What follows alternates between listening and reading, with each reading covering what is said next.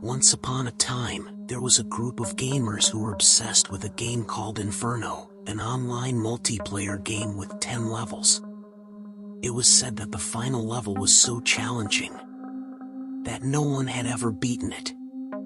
One day, a group of friends consisting of Jack, Sarah, and Michael decided to take on the challenge and beat the game.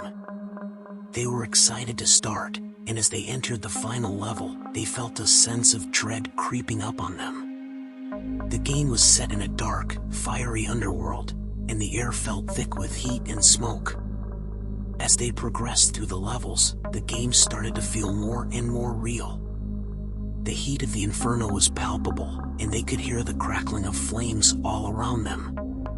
Suddenly, the game took a dark turn, and they found themselves trapped in a fiery dungeon with no escape in sight. Their characters started to glitch, and the game became more erratic. They started hearing whispers, murmurs, and screams that they couldn't explain.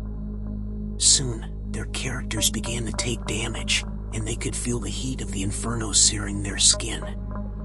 As they progressed further into the level, the game became more and more twisted, and they started to see things that weren't there. They saw shadows moving in the corners of their eyes, and heard the sound of laughter echoing through the corridors. The game was no longer just a game, it had become a living nightmare. Finally, they reached the final boss, a towering demon with eyes that glowed with malevolence. They fought bravely, but as the demon roared in anger, the game began to glitch again.